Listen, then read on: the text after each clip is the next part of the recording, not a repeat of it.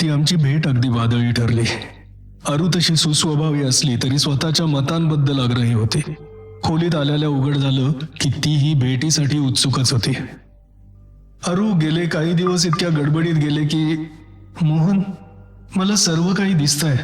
तुझा निरुपाय झाला होता हे मी पाहतच होते. तेव्हा कोणतीही सबब आवश्यक नाही. ठीक आहे, आधी बाबांचा मृत्यू. बाबांच्या मृत्यूबद्दल काय? त्यांनी मला ती तारीख आधीच सांगितली होती. हाही एक योगायोगच समजायचा का? आणि योगायोग नसला तर त्यांनी सांगितलेल्या सर्व हकीकतीला एक वेगळाच गंभीर, जरासा भीतीदायक रंग येतो नाही का? मोहन, तू तू नंतर खाली गेला होतास? हो. मग काही नाही. आपल्यातला कोण जगतो आणि कोण मरतो याला त्याच्या लेखी काडीचीही किंमत नाही. तो कशाचंही स्पष्टीकरण देत नाही. तो अशा एका गुरमीत वावरत असतो जणू त्याची मदत घेतल्याखेरीज आमच्या घराण्याचं पान हलणार नाही. मी जराशी नाखुशी, जराशी बंडखोरी दाखवताच त्यानं मला गर्भित धमकी, गर्भित इशाराही दिलाय. धमकी? ही जी घराण्याची परंपरा आहे, हा अमावस्येचा पशुबळी, ही त्याची बांधिलकी. ते न मानणाऱ्यांची काय गत होते ते त्यानं मला दाखवलं. माणुसकी हरवून बसलेले, वेड्यापिशा अवस्थेत रडणारे, किंचाळणारे अभागी आत्मे. कदाचित त्या प्रतिमा भ्रामकही असतील, पण मला कशाचीच खात्री देता येत नाही. मोहन, मी तुला मागेच सांगितलं होतं, या बाबतीत आपण एखाद्या जाणत्याचा, तज्ज्ञाचा सल्ला घेऊ. नाही, मी जवळजवळ ओरडलोच. मला याचा बभरा होऊ द्यायचा नाहीये. आमच्या घराण्याची भरभराट अशा वाम मार्गानं, अशा कृष्ण किमयेच्या साह्यानं झालीये याचा बोभाटा व्हायला कितीसा उशीर. मग आमची पत, आमची दानत, सर्व काही निरर्थक होईल. एवढं जर इब्रतीला जपतोयस तर मग त्यासाठी करणार आहेस तरी काय? सांगतो अरू, मी स्वतः त्याची कोणतीही मदत घेणार नाही. त्याला कोणताही सल्ला विचारणार नाही. आमच्या सर्व व्यवसायाचा कारभार मी बाबांसारखा एकट्यानं चालवणार नाही. पण ते पुढलंय. आज मी तुला वेगळ्याच कारणासाठी बोलावलंय. मग सांग. बाबांच्या खोलीतून आणि बाहेरून तळघराकडे जाणाऱ्या दोन्ही वाटा मी कायमच्या बंद करून टाकणार आहे. अमावस्येच्या रात्री कोणतेही पाशवी विधी करणार नाही. हे मगाशीच सांगितलंस. पुढे काय? पुढच्या परिणामांची मला काही कल्पना नाही अरू. तू संबंध ठेवला नाहीस की संपलं नाही का मोहन? मग काय परिणाम होणार आहेत? अरू, त्याच्या धमक्या पोकळ असतील असं वाटत नाही. पिढ्यानपिढ्या आमच्या घराण्यात हे चालत आलंय. केवळ योगायोग किंवा अंधश्रद्धा किंवा अडाणीपणा म्हणून तिकडे दुर्लक्ष करणं चूक ठरेल. मोहन, तुझ्या बोलण्याचा अर्थच माझ्या ध्यानात येत नाही. मग आता स्पष्ट शब्दातच बोलतो. फक्त त्या शब्दांचा योग्य तोच अर्थ घे. मी जो मार्ग निवडलाय तो धोक्याचा आहे. मला आणि माझ्या निकट आलेल्या प्रत्येकालाच धोका आहे. म्हणजे तूच अरू, तुलाही धोका आहे. आणखी स्पष्ट बोल मोहन. बोलतो. माझ्या या कृतीचे भले बुरे काय परिणाम होतात, माझ्या आयुष्याची वाटचाल कशी होते याचा नीट अंदाज आल्याखेरीज तुझा जीव धोक्यात घालायला मी तयार नाही. आणखी स्पष्ट शब्दात सांगतो अरू, आपला विवाह लांबणीवर टाकला पाहिजे.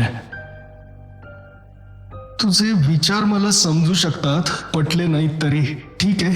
किती लांबणीवर? ते कसं सांगणार अरू? माझी खात्री व्हायला हवी. आता मात्र अरू संतापले. आणि तुझी खात्री केव्हा होणार? आकाशात काही खूण दिसणार आहे का? तुझ्या शब्दांना काय अर्थ आहे मोहन? ही डोक्यावरची टांगती तलवार ही तुझ्या कल्पनेतलीच असली तर ती कधीही दूर होणार नाही. तिचा संताप सकारण होता, पण मनातली भीती, मनातली शंका तिला कोणत्या शब्दात सांगणार? त्यानं दाखवलेली पिसाट माणसांची चित्र डोळ्यांसमोरून हलत नव्हती.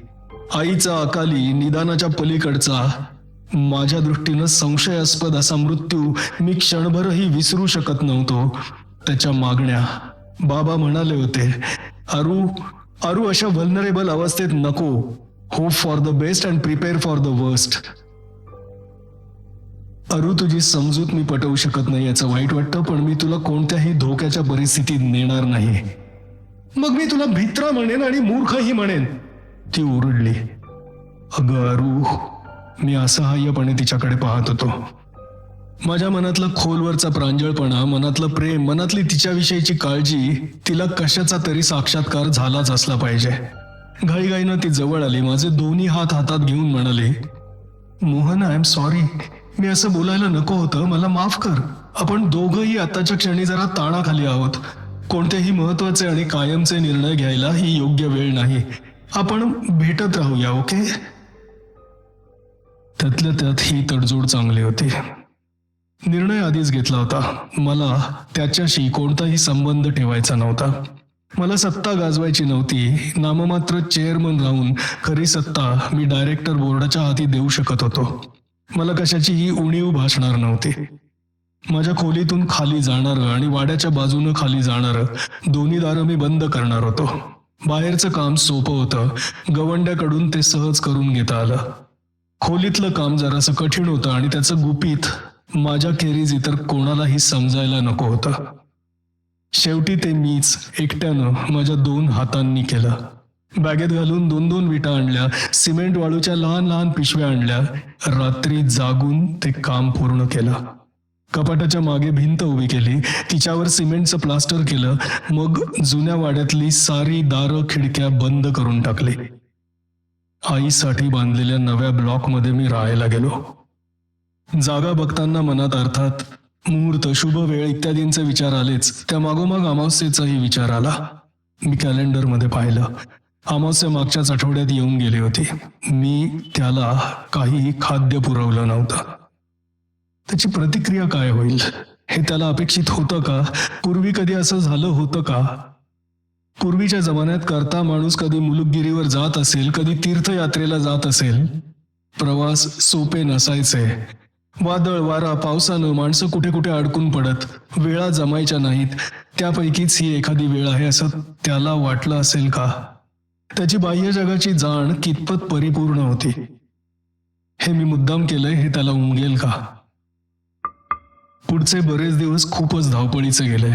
सत्तांतर अगदी स्वखुशीनं आणि सर्वसंमतीनं केलं तरी त्यात अनेक सव्य अपसव्य असतातच. अडचणी यायच्या त्या येतातच. वेळ लागायचा तो लागतोच. आणि एका संध्याकाळी असा बराचसा थकलेल्या अवस्थेत मी घरी परतलो. बाहेरच्या खोलीतल्या सोफ्यावर बाबा बसले होते. मी माझ्याच विचारात इतका गर्क होतो की या दृश्यातला भयानक अनैसर्गिकपणा क्षणभर माझ्या ध्यानातच आला नाही. मी खोलीत 2 पावलं टाकली सुद्धा. आणि मग धक्का आला. विजेच्या शॉक सारखा, शरीर बधीर करणारा. काय बोलायचं, काय करायचं? बाबा माझ्याकडेच पाहत होते. एक हात हवेत हलवत ते म्हणाले, गेले 2 महिने तू तिथी पाळलेली नाहीस. असं करू नकोस. तिकडचं काम ताबडतोब करून टाक. आणि मी शुंभासारखा त्यांच्याकडे पाहत असतानाच ते उठले. मला वळसा घालून मागच्या उघड्या दारातून बाहेर गेले सुद्धा. शरीरावर ताबा यायला काही सेकंद जावे लागले. मग मी गरकन वळलो, बाहेर आलो. पण अंगणात त्यांची काहीही खूण सुद्धा नव्हती. आणि दिसेल अशी मनाची अपेक्षाही नव्हती. मी खोलीत येऊन खुर्चीत सुन्नपणे बसून राहिलो. त्याच्या प्रतिक्रियेची वाट पाहत होतो का? प्रतिक्रिया आली होती. जबरदस्त प्रतिक्रिया आली होती. पार हतबुद्ध करून टाकणारी प्रतिक्रिया आली होती. आणि मनात भीती होती की ही तर सुरुवात आहे. आमच्यात कोणतीही बांधिलकी नाही असं मी समजून चालत होतो. पण मला त्यातलं काय माहीत होतं? बाबांनीच एखादा अलिखित करार केला असेल तर, किंवा मनावर आवर घालावा लागला. सैरभैर व्हायला वेळ लागला नसता. रात्र अमावस्येची उलघालीची गेली. निर्णय होत नव्हता. विचारही अशक्य झाला होता. जाग आली तेव्हा मन पुरतं सावरलेलं नव्हतं. खोलीत कसला तरी सर्र सर्र आवाज येत होता. अर्थबोध होत नव्हता. मी खाटेवर उठून बसलो आणि जवळजवळ किंचाळलोच. ड्रेसर समोर आई बसली होती. तिचे लांब केस विंचरत होती. आरशातल्या प्रतिबिंबाचे डोळे माझ्यावर खिळलेले होते. किती वाजले होते? दिवस उजाडला होता का? खोलीतला दिवा लावलेला होता का? प्रकाश कितपत होता? मला सर्व काही स्पष्ट कसं दिसत होतं? हे सर्व प्रश्न मागाहून आले. आणि आरशातलं प्रतिबिंब निश्चल होतं. ड्रेसर समोर बसून केस विंचरणाऱ्या आईच्या हालचाली आरशात दिसत नव्हत्या. मोहन, वेळीच शहाणा हो. आवश्यक ते करून टाक. डोळे घट्ट मिटून घेऊन मी मान जोर जोरानं हलवली. पुन्हा डोळे उघडले तेव्हा ड्रेसर समोर कोणीही नव्हतं. खोलीत मी एकटा होतो आणि खोलीत अंधार होता. रात्र अजून उलटायची होती. साचपडत बेडलॅम्पचं बटन शोधून काढलं, दिवा लावला. पहाटेचे 3:30 वाजले होते. हिवाळ्याची रात्र, बाहेर कडाक्याची थंडी असेल, खोलीतल्या एअर कंडिशनरमुळे जाणवत नव्हती, नाहीतर शरीर गारटलं असतं. इतका दरदरून घाम आला होता, झोपेचा तर विचार सुद्धा शक्य नव्हता. पाठीची उशी घेऊन पलंगाच्या कठड्याला टेकून बसून राहिलो, दिवस उजाडण्याची वाट पाहत आणि आलेल्या अनुभवांवर मनाशी विचार करत. एवढ्यातल्या एवढ्यात 2 इशारे मिळाले होते. काल संध्याकाळी बाबा आणि आता एवढ्यातच आई. अर्थात हे आकार मायावी होते, म्हणजे जसं त्यानं मला त्याच्या पिंजऱ्याच्या पार्श्वभूमीवर दाखवले होते. त्यांना बाह्यसृष्टीत प्रत्यक्षात अस्तित्व नव्हतं. माझ्या एकट्याखेरीज ते इतरांना कोणाला दिसणार नाहीत, म्हणजे कोणाचीही खात्री पटवता येणार नाही. वेडाची पहिली पायरी. अजून आकार साधेच होते, केवळ त्यांचं अस्तित्व हीच विकृती होती, पण ती सोडल्यास त्यांच्यात इतर काही विकृती नव्हती. हिडीसपणा नव्हता, विद्रूपपणा नव्हता, भयानकता नव्हती. पण हा प्रकार एवढ्यावरच थांबला नाही तर भयानक हिडीस आकारांनी माझ्या भोवती फेर धरला तर माझ्या मनाचा टिकाव लागणार होता का? आणि अशा वातावरणात आरूला आणायचं, तो निर्णय योग्य होता आणि वेळेवरच घेतला होता. संघर्ष किंवा शरणागती, माझ्यापुढे 2च पर्याय होते. शरणागती म्हणजे त्याची गुलामगिरी, आयुष्याचे उरलेले सर्व दिवस दास्यत्वात गुलामगिरीत कंठायचे, ज्याची बोच आयुष्याच्या अखेरपर्यंत एक क्षणभरही मनातून जाणार नाही. पण संघर्ष सोपा नव्हता.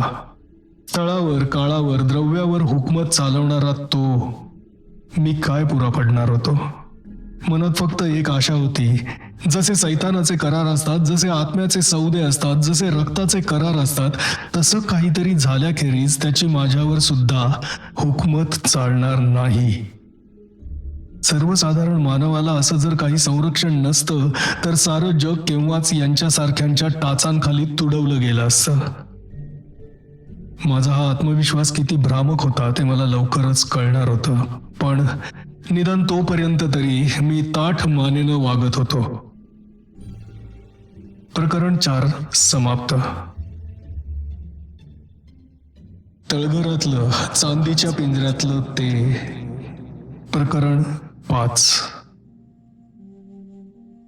अरुची भेट आवश्यक झाली होती आणि ती तिच्या घरी, आमच्या वाड्यापासून खूप दूर. मनाशी आपली एक कल्पना होती की आमच्या वाड्याचा परिसरच तेवढा त्यानं व्यापला असेल. इतक्या लांब त्याचे हात आणि त्याचे कान पोहोचणार नाहीत. सकाळी सकाळीच तिच्या दारात मला उभा राहिलेला पाहून आधी अरुला खूप नवल वाटलं. अर्थात तिनं अगदी आनंदानं हसून माझं स्वागत केलं, पण माझ्या चेहऱ्याकडे पाहता पाहता तिच्या चेहऱ्यावरचं हास्य मावळलं आणि त्याची जागा काळजीनं घेतली. मोहन, काहीतरी झालंय. काय झालंय? मी संघर्षाला तयार आहे म्हणालो होतो ना, मग संघर्षाला तोंड फुटलंय अरू. आदल्या रात्रीतले 2ही अनुभव मी तिला सांगितले. ती विस्फारलेल्या डोळ्यांनी माझ्याकडे पाहत होती.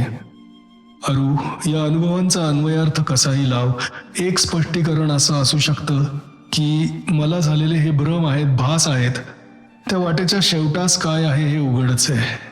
आणि दुसरं स्पष्टीकरण, जे रोजच्या व्यवहारात बसत नाही, जे सहसा मान्य होत नाही, ते म्हणजे ही सारी त्याचीच करामत.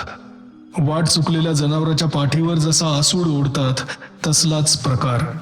गर्भित इशारा आणि धमकी, या वाटेच्या शेवटासही नाशच आहे. आता सांग अरू, अशा अनिश्चित आयुष्यात तुला भागीदार म्हणून कसा येऊ देऊ? म्हणजे तुला माझी खरी पारखच झालेली नाही मोहन, ती आवेगानं म्हणाली. मी तुझ्याशी विवाहाला तयार झाले, ती काय तुझा पैसा, तुझं ऐश्वर्य, तुमचं प्रसिद्ध घराणं यासाठी? केवळ सुख, चैन, आराम यासाठी? तुला खरोखरच वाटतं की मी इतकी उथळ आहे की सुखाची सावली जाताच, जराशी दुःखाची आच लागताच मी पाठ फिरवीन? अरे मोहन, प्रेमाची खरी परीक्षा दुःखातच होते, सुखात नाही. शब्द नाटकातल्या स्वगतासारखे वाटतील, पण ते खरे आहेत मोहन. सुखात सोबत कोणीही देईल, प्रेम खरं असेल तर त्याची कसोटी दुःखातच लागते. मी हात वर करून तिचा हा शब्दांचा ओघ अडवला. त्या स्थितीतही माझ्या चेहऱ्यावर एक क्षीणसर हसू आल्याखेरीज राहिलं नाही. अरू, त्या मॅजीच्या गोष्टीतल्या सारखेच आपण दोघं एकमेकांना भेट उपहार द्यायला निघालो आहोत. अगं, तुझ्या प्रेमाची मला कधीच शंका नव्हती. त्याची कसोटी लावण्याची आवश्यकताच नाही. अरू, जर माझी भीती खरी ठरली तर मी कोणत्याही मदतीच्या पलीकडे गेलेला असेल. प्रेमापोटी तू आत्मनाश करायला निघालीस, पण शेवटी त्या उदात्त भावनेला मानवी मर्यादा आहेतच ना. ती भावना पुरी पडणार नाही अरू. कसं सांगू समजतच नाही. प्रत्येक शब्दानं गैरसमज मात्र वाढतील. आता मला थांबवायची तिची पाळी होती. मगाचा तिचा सारा आवेग ओसरला होता. एक प्रकारच्या शुष्क निर्जीव आवाजात ती म्हणाली, मोहन, शेवटी निर्णय तुझा आहे. तू जे काही ठरवशील ते मला मान्य आहे. मदतीची संधी दिलीस तर. पण असू दे, त्या सर्व भविष्यातल्या गोष्टी आहेत. मी तुझ्या हेतूबद्दल शंका घेत नाही. जे काही तू ठरवलंयस ते नाईलाजानं मनाविरुद्ध ठरवलंय हे मी जाणते. हा काटेरी मार्ग तू आपण होऊन स्वीकारलायस, ठीक आहे. पण आपली मैत्री तर संपत नाही ना. भेटीगाठी तर चालू राहतील ना. अरू, तू तरी असं बोलू नकोस. आयुष्यात माझ्या सर्वात निकट आलेली तू एकमेव आहेस अरू. किती जड अंतःकरणानं मी तिचा निरोप घेतला.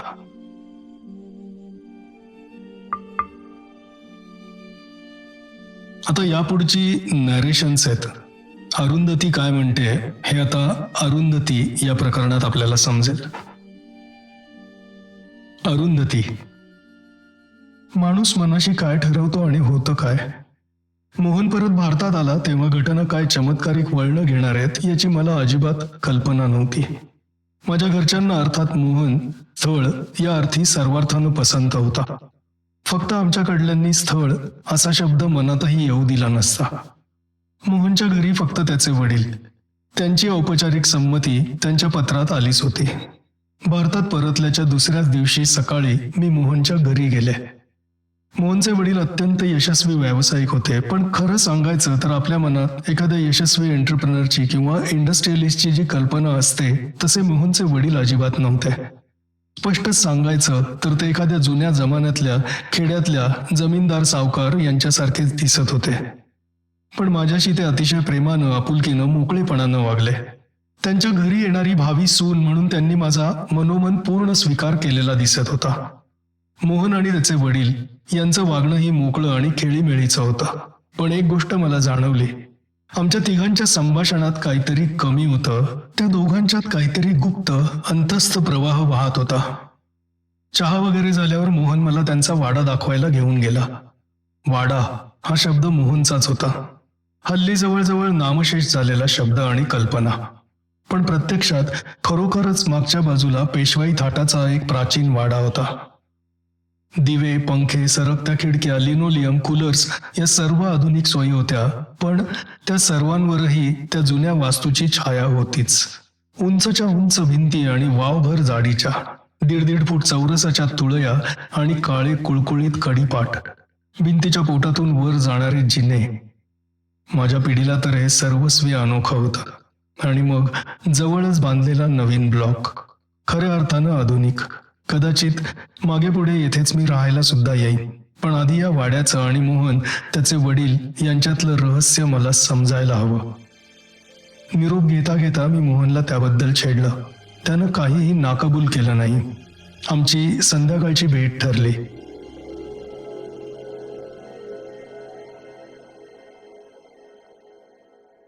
मोहननं एक किती विलक्षण हकीकत सांगितली. एखाद्या मध्ययुगीन गॉथिक रोमॅन्टिक कादंबरीत शोभतील असे प्रसंग. पण मोहनला खोटं ठरवण्याचा विचारही माझ्या मनाला शिवला नाही. त्यानं सांगितलेलं सारच महाविलक्षण, अंगावर भीतीनं काटा आणणारं होतं. आता त्या प्राचीन वाड्याचं रहस्य मला कळलं होतं. मोहनच्या वडिलांच्या वागण्यावर कोणतीही टीका करण्याचा मला अधिकार नव्हता. पण मी मोहनच्या आयुष्यात त्याची सहचारिणी म्हणून येणार होते. त्याच्या हिताची काळजी घेण्याचा, त्याला सल्ला देण्याचा मला खासच अधिकार होता. कोणा तज्ज्ञाची मदत घेण्याची माझी कल्पना त्यानं साफ नाकारली. शेवटी त्याच अनिश्चित अवस्थेत आमची भेट संपली.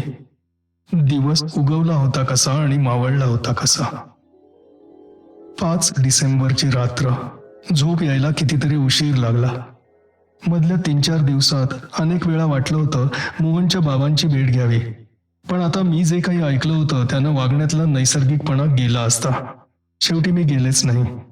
रात्री उशिरा केव्हा तरी झोप लागली आणि फोनच्या खणखणाटानं जाग आली. सर्व काही क्षणार्धात आठवलं. फोन आला याचाच अर्थ अशुभ घडलं होतं. फोन कानाला लावण्याच्या आधीच मला फोनवर काय ऐकायला मिळणार आहे याची पुरेपूर कल्पना आली होती. मोहनच्या वडिलांचं आदल्या रात्री निधन झालं होतं.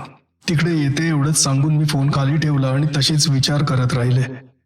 मोहनच्या बरोबर अविश्वसनीय वाटणाऱ्या हकीकतीला हा एक पुरावा होता. आयुष्याचा सरळ वाटणारा रस्ता एकाएकी क्लिष्ट गुंतागुंतीचा एखाद्या भूलभुलैयासारखा झाला होता. आयुष्यात नवीन काहीतरी आलं होतं. मला वाटतं त्या पहिल्या क्षणापासून माझ्या मनात विचार यायला लागला होता की या गोष्टीत आपण अनभिज्ञ आहोत, अननुभवी आहोत, त्याला तोंड देण्यास सर्वस्वी असमर्थ आहोत. मोहनची इच्छा असो वा नसो, मी तो नाकर्तेपणा दाखवणार नव्हते. आपलं हित कशात आहे हे जर त्याला उमगत नसेल किंवा तिकडे तो जाणून बुजून दुर्लक्ष करत असेल तर मग मलाच त्याचं हित जपावं लागणार होतं. सकाळी माझी मोहनशी भेट झाली. बाबांच्या मृत्यूबद्दल आणखी काही सांगण्यासारखं नव्हतंच. Severe heart attack. इतरांना खेद नक्कीच वाटेल पण आश्चर्य वाटणार नाही. त्यांचं वय झालं होतं. अनेक वर्ष त्यांनी व्यवसायाची चिंता वाहिली होती. शिवाय त्यांच्या अगदी निकटवर्तीयांना त्यांचं ख्याली खुशालीचं आणि जरासं शौकीन आयुष्य माहीत होतं. खरा धक्का आम्हा दोघांना बसला होता. बाबांच्या मृत्यूनं नाही तर त्या विवक्षित दिवशी झाल्यानं. मोहनच्या मागे अनेक व्याप होते आणि शिवाय त्याची मनस्थितीही त्या अप्रिय विषयावर चर्चा करण्यासारखी नसणार हे उघड होतं. ती वेळ येण्यासाठी काही दिवस जावे लागले आणि मग आमची भेट झाली. प्रत्येक भेटीत मला चकित करून टाकण्याचा मोहननं चंगच बांधला होता की काय. एका रात्रीतच आलेले 2 भयानक अनुभव तो मला सांगत होता.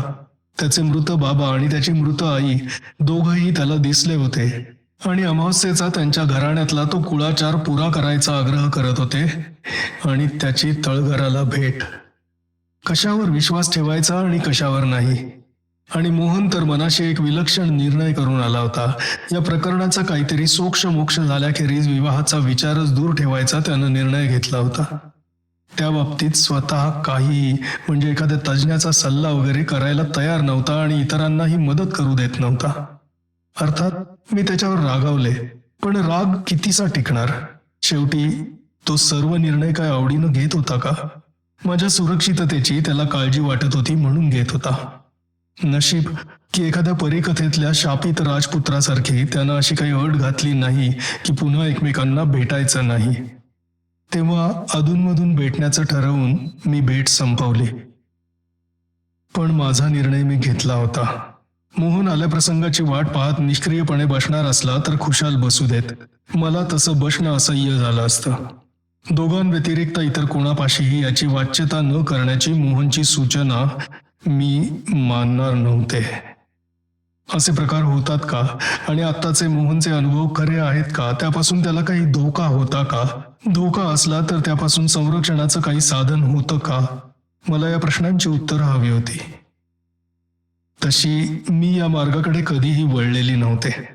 सर्वसाधारणपणे कोणताच माणूस अशा आडवाटेला जाणार नाही. डॉक्टर, वकील, अकाउंटंट, आर्किटेक्ट यांच्यासारख्या या लोकांनी काही आपल्या दारावर पाट्या लावलेल्या नसतात. कर्णोपकरणीच यांची माहिती मिळणार. ती कशावरून ग्राह्य धरायची? तिच्यात अतिशयोक्ती, प्रक्षिप्त भाग नसेल कशावरून? शेवटी ज्ञातातून अज्ञाताकडे हाच मार्ग मी स्वीकारला. आमचे वर्षानुवर्षांचे फॅमिली डॉक्टर गोखले, ज्यांना मी लहानपणापासून डॉक्टर काका म्हणत आले, त्यांची मी भेट घेतली आणि एका विश्वासू आणि हुशार सायकियाट्रिस्टचं नाव सुचवायला सांगितलं. माझ्या एका मित्रासाठी आहे एवढं स्पष्टीकरण पुरेसं होतं. पण त्यांचा पुढचा प्रश्न अनपेक्षित होता. मित्र तो आहे का ती आहे? तो आहे, मी जरा हसतच म्हणाले. मग पुरुष डॉक्टरांचं नाव सुचवतो. पुरुष पुरुषांची आणि स्त्री स्त्रीशीच मोकळेपणे बोलते असा आमचा अनुभव आहे. डॉक्टर काकांनी ड्रॉवरमधून त्यांची डायरी काढली आणि त्यातल्या नोंदी पाहत पाहत शेवटी ते म्हणाले, हे doctor Patel, smart, young, intelligent, वयानंही तुमच्यापेक्षा फार जास्त नसेल. त्यांनी मला नाव, पत्ता, टेलिफोन नंबर ही सर्व माहिती दिली. आता मोहनच्या प्रकरणात प्रत्यक्ष हस्तक्षेप करायचा की नाही याचा निर्णय करायची वेळ आली होती. आणि मी खरोखरच सर्व बाजूंनी विचार केला. शेवटी माझी खात्री पटली की मोहनची भावी पत्नी या नात्यानं माझं ते कर्तव्य होतं आणि मला तो अधिकारही होता. माझा स्वभावच असा आहे की एकदा मनाशी एखाद्या कृतीचा निर्णय झाला की मी अजिबात कालव्यय करत नाही. डॉक्टर पटेल यांचा नंबर मी फिरवला. अपेक्षेप्रमाणे फोनवर त्यांची रिसेप्शनिस्ट आली. 2 दिवसांनंतरची संध्याकाळी 6ची अपॉइंटमेंट मिळाली. मग मोहनला फोन लावला. जमलं तर संध्याकाळी त्याच्याकडे जायचा विचार होता, पण त्याच्या मीटिंग्स चालूच होत्या. संभाषण तेवढ्यावरच थांबवलं. डॉक्टर पटेल यांचं क्लिनिक एक आधुनिक हॉस्पिटलच्या वर 4थ्या माळ्यावर होतं. तो सर्व माळास पेडियाट्रिस्ट, ऑर्थोडॉन्टिस्ट, कार्डिओलॉजिस्ट, स्किन अँड व्हीडी अशा स्पेशालिस्टांच्या ऑफिसांनी भरून गेला होता. हिवाळ्याचे दिवस. प्रकाश एव्हानाच गेला होता. अंगावर शाल घेण्या इतपत गारवा जाणवत होता. बरोबर 6:15ला माझं नाव पुकारलं गेलं. डॉक्टरांचे दवाखाने आजकाल अत्यंत कलात्मक रीतीनं डेकोरेट केलेले असतात. या सर्व रंगसंगतीकडे, कलाकुसरीकडे, कृत्रिम फुलं, लॅमिनेट्स, आधुनिक चित्र यांच्याकडे लक्ष देण्याची भेटायला येणाऱ्यांची मनस्थिती असते का, याचा त्यांनी कधी विचार केला असेल? कदाचित त्यांच्याही व्यवसायात स्पर्धा असेल. रिसेप्शनिस्टच्या खुणेप्रमाणे मधल्या विभागणाऱ्या दारातून मी आत गेले. डॉक्टर पटेल त्यांच्या टेबलामागे बसले होते. उमद व्यक्तिमत्व, हसरा चेहरा. मिस जयकर, या बसा. समोरच्या खुर्चीकडे त्यांनी हात केला. कसं आणि काय बोलायचं हे मी आधीच मनाशी ठरवलं होतं. खुर्चीत बसता बसता मी म्हणाले, डॉक्टर, ही भेट जरा वेगळ्याच कारणासाठी आहे. आता तुम्ही मला किती वेळ देऊ शकाल? तुम्हाला हवा तेवढा वेळ तुम्ही घ्या, मिस जयकर. डॉक्टर, प्लीज मला अरुंधती म्हणा. ठीक आहे, अरुंधती, तर तुला हवा तेवढा वेळ तू घे, डॉक्टर हसत म्हणाले. डॉक्टर, इथे माझे एक अगदी जवळचे मित्र आहेत. त्यांनी मला एक मोठी विलक्षण हकीकत सांगितली आहे. त्यानंतरही त्यांना आलेले काही विलक्षण अनुभव सांगितलेत. इतर कोणा त्रयस्थाजवळ मी या गोष्टीची वाच्यता करू नये अशी त्यांची मनोमन इच्छा आहे. पण ती डावलून मी तुम्हाला ही सर्व हकीकत सांगणार आहे. आपल्यातलं सर्व संभाषण संपूर्ण कॉन्फिडेन्शियल राहील याची तुम्ही मला हमी देता? ऑफकोर्स, त्याबद्दल तू अगदी निश्चिंत राहा. मोहननं मला सांगितलेली सर्व हकीकत मी त्यांना सांगितली आणि त्याच्या बाबांच्या मृत्यूनंतर त्याला आलेले अनुभवही मी त्यांना सांगितले. डॉक्टर, ही भेट वेगळ्या कारणासाठी असं मी म्हटलं, त्याचं कारण असं आहे, मी मोहनला उपचारासाठी तुमच्याकडे आणणार नाहीये. मग तुमची भेट मी कशासाठी घेतली? त्याच्या हकीकतीबद्दल तुमचं स्पष्ट मत सांगा. मानवी मनोव्यापाराची तुम्हाला संपूर्ण माहिती आहे. तुम्ही विचारण्याआधीच मी सांगते, मोहनच्या शब्दांवर माझा संपूर्ण विश्वास आहे. त्याचे अनुभव खरे आहेत असं मी म्हणत नाही, पण त्याला स्वतःला असे अनुभव आले आहेत अशी खात्री आहे आणि त्यावर मी विश्वास ठेवते.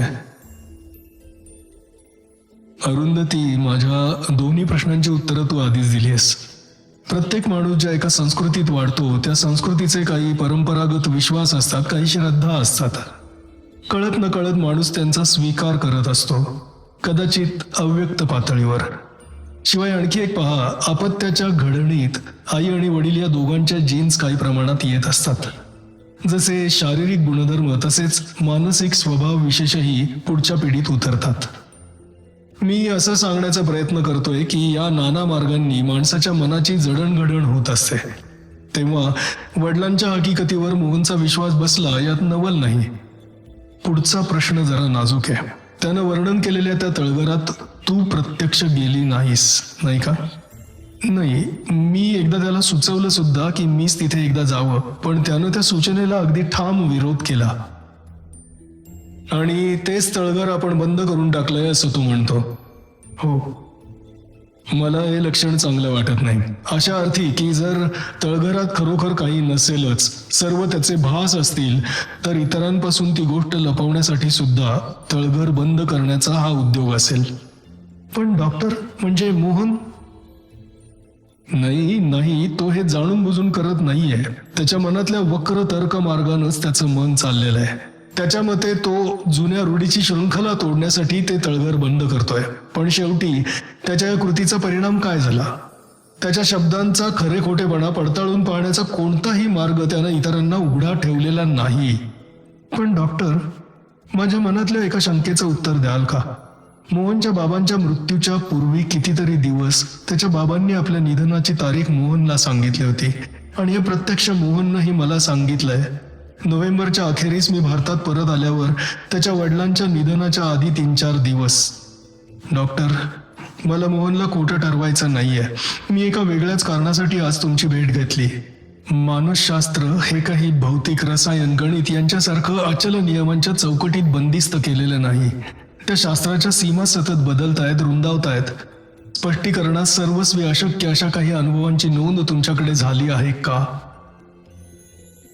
डॉक्टर पटेल अतिशय शार्प होते. अरुंधती, तुझे विचार कोणत्या मार्गाने जात आहेत याची मला कल्पना आली आहे. मोहनच्या हकीकतीत काही तथ्य असण्याची शक्यता आहे का याचा तू शोध घेतेस. ठीक आहे, तुझ्या प्रश्नाचं उत्तर हो असं आहे. पण स्पष्टीकरणास अशक्य अशी एखादी घटना आढळली तर स्पष्टीकरणास अशक्य असं लेबल लावून मी ती अडगळीत टाकतो, विसरून जातो. तिचं स्पष्टीकरण शोधण्याची खटपट करत नाही. पण असे कोणीतरी असतीलच नाही? मी हलकेच विचारलं. डॉक्टर काही वेळ काही बोलले नाहीत. डॉक्टर, एका अर्थी ते तुमचे प्रतिस्पर्धीच आहेत नाही का? ज्या अनुभवांना तुम्ही भ्रम, भास, डिल्युजन अशी नावं ठेवता त्यांनाच हे लोक साक्षात्कार, गुरुकृपा, शाप, पछाडणं अशी नावं देतात. त्यांना ही उपपत्ती, व्याप्ती, व्याधी, उपशाप असं शास्त्र आहे. त्याच्या खंडनासाठी तरी तुम्ही त्याचा अभ्यास केलेला असणारच. अरुंधती, तू म्हणजे एक रत्न आहेस, डॉक्टर हसत म्हणाले. तू सांगितलेलं काहीही मी मान्य करणार नाही. तू गेल्यावर सर्व काही पार विसरून जाणार आहे. तरीही एक नाव तुला सांगणार आहे, फक्त नाव, इतर काहीही नाही. जयदेव. आमची मुलाखत संपली होती. डॉक्टरांचे आभार मानून मी त्यांचा निरोप घेतला.